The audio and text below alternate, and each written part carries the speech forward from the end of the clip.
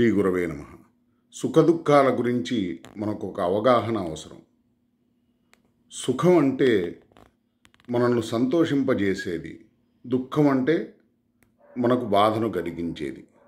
ఇంతకీ ఈ సుఖం ఎప్పుడు మనల్ని సంతోషింపజేస్తుందా, ఎప్పుడో కొంచెం సేపు సంతోషింపజేస్తుందా అంటే కొంచెం సేపు మాత్రమే సంతోషాన్ని కలిగిస్తుంది. ఎందుకంటే అన్ని సమయాల్లో సంతోషంగా మనం ఉండం కదా.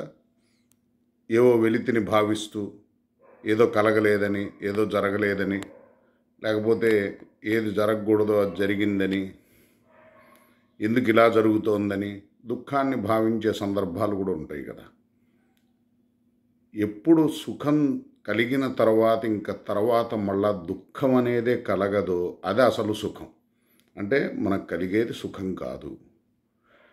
మరి ఆ సుఖాన్నే మనం సుఖంగా ఒప్పుకుంటూ భావిస్తూ దానికోసం మనం ఆరాట పడుతున్నామంటే మనకు అసలు సుఖమే అక్కర్లేదని అర్థం. ఎందుకంటే యోవై భూమా తత్సుఖం నాల్పే సుఖమస్తి భూమాత్వేవ విజిజ్ఞాసితవ్య అని చెప్తోంది వేదం. అనంత మాత్రలో ఉండేది సుఖం, అల్పమాత్రలో ఉండేది సుఖం కాదు. అనంతకాలం పాటు ఉండేది సుఖం. సుఖం కలిగిన తర్వాత ఇంకా శాశ్వతంగా దుఃఖం అనేది కలగదు. కాబట్టి భౌతికమైనటువంటి భోగాలు, సుఖాలు ఇవన్నీ జీవుణ్ణి మభ్యపెట్టేవే. అశాశ్వతమైనటువంటి సుఖాన్ని సుఖంగా భ్రమింపజేసి శాశ్వతమైన ఆనందాన్ని నిర్లక్ష్యం చేసేటట్లు చేసేవే. కాబట్టి మనల్ని మోసం చేసేవి, మనల్ని మభ్యపెట్టేవి, మనల్ని ఒక మత్తులో కూరుకొని పోయేటట్లు చేసేవి, అట్లానే శరీర భావాన్ని బలపరిచేవి, మన శ్రేయస్సును మనం నిర్లక్ష్యం చేసి మన జన్మను పాడు చేసుకునేటట్లు చేసేవి. ఇవి సుఖాల. పైగా మనిషి భౌతికంగా ఎంత ఉన్నతిని సాధిస్తే అంత ప్రమాదం కూడా ఉంది. ఎందుకంటే అహంకారాన్ని పెంచుకునే అవకాశాలు ఎక్కువ.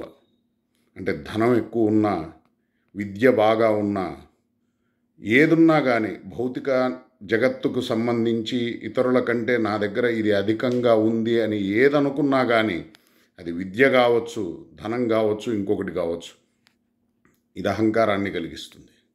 అహంకారం పతనాన్ని కలిగిస్తుంది.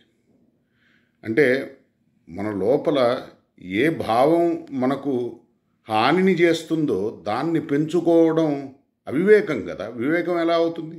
అజ్ఞానం కదా. జ్ఞానం ఎలా అవుతుంది?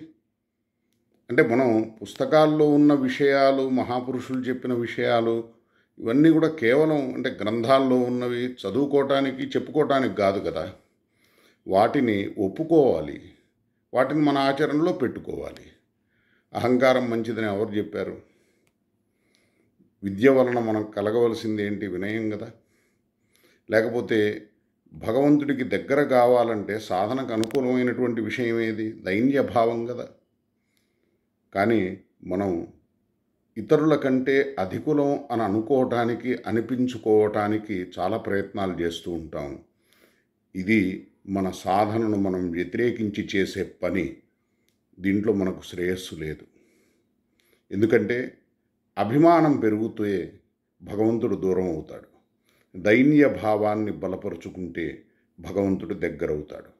భగవంతుడికి దీనబాంధవుడు అనే పేరుంది, అట్లానే పతిత పావనుడనే పేరుంది. మరి దీనులను ఎవరైతే వాళ్ళ బంధువులుగా భావిస్తారో వాళ్లకు భగవంతుడు బంధువు అవుతాడు. అంతేగాని మదగ్రస్తులను మనం ఎక్కువ ఇష్టపడితే మనం మదాన్ని పెంచుకుంటాం. ఎవరిని ద్వేషించక్కర్లేదు, కానీ ఏ అవగుణాన్ని మనం పెంచుకుంటే భగవంతుడికి మనం దూరం అవుతామో ఆ అవగుణాన్ని కలిగించే వాతావరణాన్ని మనం దూరంగా ఉంచితే మంచిది. మన మనస్సులో దాని పట్ల ఆసక్తిని కలిగి ఉండకపోతే మంచిది. అంటే ఎవరైతే కష్టస్థితిలో ఉంటారో, ఇబ్బంది పడుతూ ఉంటారో వాళ్ళు దైవాన్ని నమ్ముకొని ఉంటారు. ఒక వ్యక్తి సుఖంగా ఉన్నప్పుడు ఆ వ్యక్తి దగ్గరికి వెళ్ళడానికి అందరూ సిద్ధపడతారు. వెళ్ళినా వెళ్ళకపోయినా పర్వాలేదు అసలు. కానీ కష్టస్థితిలో ఉన్నప్పుడు ఆ వ్యక్తి దగ్గరికి ఎవరు వెళ్ళరు. వాస్తవంగా అవతల వ్యక్తికి ఆపద కలిగినప్పుడే భగవంతుడి దగ్గరగా ఉంటాడు. అంటే భగవంతుడు మెచ్చేది ఇతరులకు ఉపకరించమని, సహకరించమని.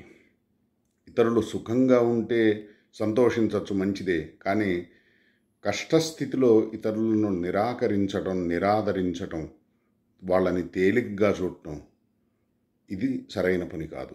ఎందుకంటే కష్ట సుఖాలు జీవితంలో అందరికీ ఏదో ఒక సమయంలో వస్తూ ఉంటాయి, పోతూ ఉంటాయి.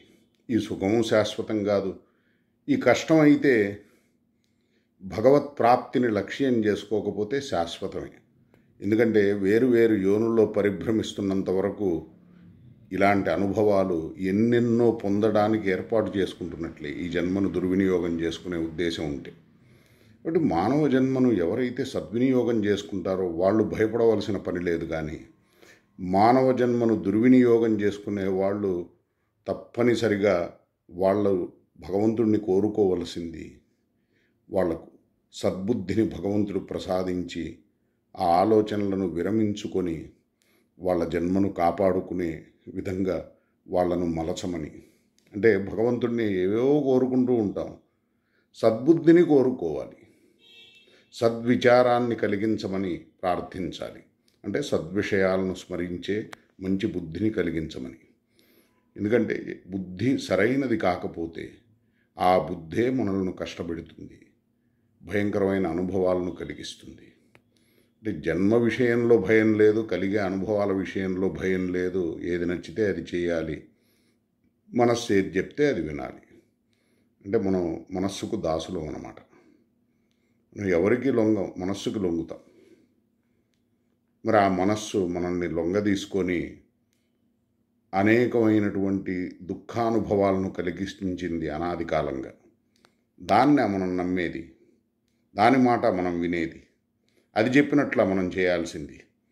అంటే మనస్సు ఏదన్నా మంచిని చెప్తే భగవంతుడికి దగ్గర చేసే ఆలోచన చేయిస్తే మంచిదే. కానీ కామం, క్రోధం, లోభం, మోహం, మదం, మత్సరం, ఈర్ష్య, ద్వేషం, అసూయ ఇట్లాంటి వికారాలను బలీయంగా పెంచుతూ ఉంటే, కలిగిస్తే, అది ఏ అంశాలను, ఏ విషయాలను మనల్ని చూడమంటోందో అందులో ఈ అంశాలు ఉన్నట్లయితే ఆ మనస్సు మంచిది ఎలా అవుతుంది? ఎంత చెడ్డది కాకపోతే వాటిని బలపరిచే ప్రయత్నం చేస్తుంది ఆ మనస్సు. అందుకని మనస్సులో ఉన్నటువంటి చెడును దూరం చేసుకోవలసినటువంటి బాధ్యత మనదే. మనస్సులో ఉన్న మాలిన్యాన్ని, పాపాన్ని తొలగించుకోవటానికే భగవంతుడు మనకి జన్మనిచ్చాడు. అంటే సంచితాన్ని తొలగించుకోవాలి. సంచితం అనంతకోటి జన్మల పాపాన్ని అందులో కలిగి ఉంటుంది. కాబట్టి మరి భగవంతుణ్ణి ఆశ్రయించే నిశ్చయాన్ని మనం పెంచుకోకపోతే ఆ సంచితాన్ని అనుభవించాలి అనుకున్నా కూడా అది అనంతకోటి జన్మల పాటు జీవుడి యొక్క ప్రయాణం కొనసాగుతుంది తప్ప ఆ సంచితాన్ని అనుభవించడం అనేది జరగదు. ప్రారబ్ధం ఏదైతే సంచితం నుండి కొంత తీసి భగవంతుడిస్తే దాన్నే మనం అనుభవించడం చాలా కష్టంగా భావిస్తున్నాము. భగవత్ కృపను అర్థం చేసుకోకుండా అపార్థం చేసుకొని దానికి మనం ఎన్నో విధాలుగా ప్రయత్నిస్తున్నాము మార్చడానికి, మార్చుకోవడానికి. అది ఎట్లా కుదిరే పని కాదు. అవశ్యం అనుభోక్తవ్యం కృతం కర్మ శుభాశుభం. అయినా కానీ ఏదో మనం మార్చచ్చు, మార్చుకోవచ్చు అనే మన బుద్ధితో మనం ఆలోచిస్తాం కదా. మహాపురుషులు చెప్పినా, భగవంతుడు చెప్పినా మనం వినిపించుకోం కదా. ఎల్లభసే నిజ కర్మోపాకం నిత్యం తేన వినోదయ చిత్తం అని చెప్పినా కానీ, అవశ్యం అనుభోక్తవ్యం అన్నా కానీ ప్రారబ్ధాన్ని సంతోషంగా మనం అనుభవించాలి. ఎందుకంటే భగవంతుడు ఎంతో కృపతో నిర్ణయించాడు ఆ ప్రారబ్ధాన్ని. ఇప్పుడు వర్తమాన కాలంలో మనకు కలిగే సుఖ దుఃఖాలు ఏవైతే ఉన్నాయో ఈ శరీరాన్ని అనుసరించి ఆ శరీరం అనుభవించవలసి ఉంటుంది సుఖ దుఃఖాలని. కానీ ఆ సుఖం కానీ ఆ దుఃఖం కానీ జీవుడికి సంబంధించింది కాదు. కాబట్టి వాటిని మనకు సంబంధించినవి అనుకొని దుఃఖానికి కృంగిపోయి, సుఖానికి పొంగిపోయి, మనల్ని మనం మరచిపోయి మన జన్మను పాడు చేసుకునే దుస్థితిని మనం పొందకూడదు. ఎందుకంటే ఇవన్నీ కూడా కొంతకాలం పాటే ఈ హడావిడి. తర్వాత మన జన్మ ఎలా ఉంటుంది, మనం ఎలాంటి స్థితిని పొందుతాం అనేది మన సాధన నిర్ణయించేది. మనకున్నటువంటి భగవద్ విశ్వాసమే మనల్ని కాపాడేది. కాబట్టి ఈశ్వరీయ క్షేత్రానికి సంబంధించి మనం గనక సరైనటువంటి శ్రద్ధను కలిగి ఉండకపోతే ఏ సంపద మనల్ని కాపాడలేదు, ఏ బలగము మనల్ని కాపాడలేదు. ఎందుకంటే శరీరాన్ని వదిలిపెట్టిన తర్వాత జీవుడి గురించి ఎవరికి తెలుస్తుంది, ఎందుకు తెలుస్తుంది? మహాపురుషులకు భగవంతుడికి కూడా భగవంతుడు ఎవరికి తెలియజేయాలనుకుంటాడో వాళ్ళకి తెలియజేస్తాడు, కానీ మహాపురుషులకు కూడా తెలియజేయాలని ఏముంది? ఎందుకంటే భగవంతుడు ఎవరికి ఏది అవసరమో అంతవరకే ఆలోచిస్తాడు. అనవసరమైనవి అందరి దృష్టికి తీసుకురాడు ఆయన. అట్లా ఏంటంటే ప్రతి ప్రాణి తన కర్మను సరైన విధంగా ఆచరించినప్పుడే కర్మఫలాన్ని కూడా సరైన విధంగా పొందగలిగేది. ఇంతకీ సత్కర్మ ఏదవుతుంది, శ్రేష్టమైన కర్మ ఏదవుతుంది? భగవదర్పణపూర్వకంగా చేసే కర్మ. భగవద్ విశ్వాసమే సరిగ్గా లేకపోతే, భగవంతుడి విషయంలో అపార్థాలు ఉంటే, మరి ఆ భగవంతుడి ప్రీతిని లక్ష్యంగా చేసుకొని లేదా తన భవిష్యత్తును కాపాడుకునే దిశగా భగవంతుడి విషయంలో కృతజ్ఞతను కలిగి ఉండి జీవుడు ఉండడు కదా. భగవంతుడి విషయంలో అనుకూలమైన భావాల కంటే ప్రతికూలమైన భావాలే ఎక్కువ ఉంటాయి కదా. అసంతృప్తి వల్ల అశాంతి, అసంతుష్టి వలన కలుగుతున్న దాంట్లో సుఖాన్ని భావించకపోగా దుఃఖాన్ని భావించే మానసిక బలహీనత. అట్లానే మనస్సులో ఉన్నటువంటి వికారాలను, దోషాలను వాటిని గొప్పగా భావిస్తూ వాటిని అట్లానే కొనసాగిస్తూ అది అలవాటని, వాటిని నేను వీడలేనని, ఇదేదో విశేషమైందని చెప్పి, అంటే ఇప్పుడు క్రోధం కలగడం ఏమన్నా గొప్ప విషయమా? లోభం ఏమన్నా గొప్ప విషయమా? కోరికలకు దాసులు అవడం ఏమన్నా గొప్ప విషయమా? అన్నీ చాలా జుగుప్సాకరమైనవే కదా, హీనమైనవే కదా. వాటిని చాలా గొప్పవిగా భావిస్తూ ఆ బలహీనతలను అదే విధంగా పెంచుకుంటూ అదేదో బలంగా భావిస్తూ మన మీద మనకే జాలి లేదు, మన మంచి మనమే కోరుకోవట్లేదు, మన భవిష్యత్తును మనమే హీనంగా చూస్తున్నాం. లేకపోతే మన స్వరూపం ఏంటి? మనం ఎవరం అసలు?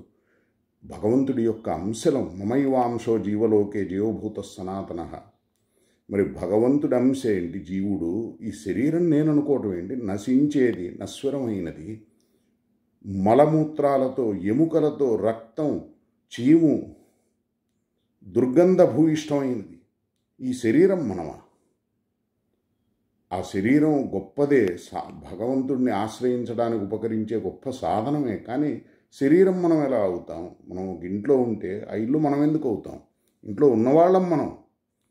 ఈ మూర్ఖత్వాన్ని దాటి శరీరం నేను కాదు, శరీరంలో ఉన్న జీవుణ్ణి నేనని, ఆ జీవుడిగా మనకి ఏది కావాలి అని ఆలోచిస్తే అప్పుడు మనం సరైనటువంటి నిర్ణయానికి రాగలుగుతాం. మనం భగవంతుణ్ణి ఆశ్రయించగలుగుతాం, భగవద్భక్తి యొక్క విశిష్టతను తెలుసుకోగలుగుతాం. అదేవిధంగా భగవత్ సేవ ఎంత ప్రధానమైనదో, భగవంతుణ్ణి స్మరించడం ఎంత విశేషమైనదో, భగవన్నామం మీద రుచిని పెంపొందించుకోవడం మన జన్మకు ఎంత గొప్ప ప్రయోజనాన్ని కలిగిస్తుందో. మనం బాధపడాల్సింది, భయపడాల్సింది మన మనస్సులో ఉన్న దోషాలను నిర్లక్ష్యం చేసినప్పుడు.